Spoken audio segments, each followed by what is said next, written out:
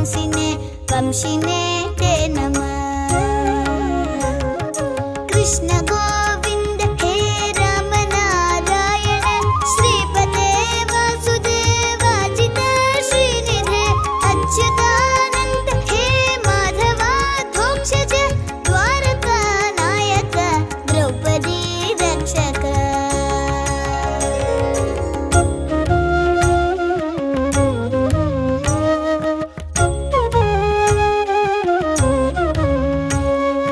राक्षसक्षोभित सीतया शोभितो दण्डकारण्य भूपुण्यता कारणं लक्ष्मणेनान्वितो वानरैः सेवितो गस्त्य सम्पूजितो राघवः पातु माम्।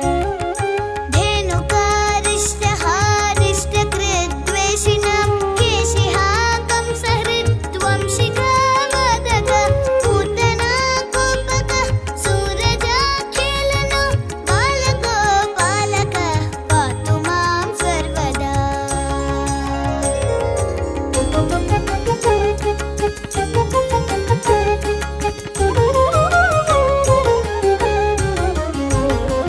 विद्युदुद्योतवत् प्रस्फुरद्वाससं प्रावृडं बोधवत् प्रोल्लसद्विग्रहं कन्यया मालया शोभितोरस्थलं लोहिताङ्घ्रिद्वयं वारिजाक्षं भजे।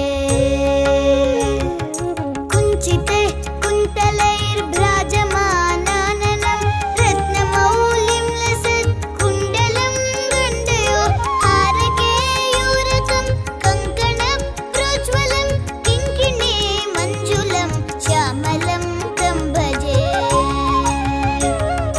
अच्युतस्याष्टकं यः पठेदिष्टदं प्रेमतः प्रत्यहं पूरुषः सस्पृहं धृततः सुन्दरं वेद्य विश्वम्भरं तस्य वश्यो हरिर्जायते सत्वरम्। इति श्रीशङ्कराचार्यविरचितम् अच्युताष्टकं सम्पूर्णम्।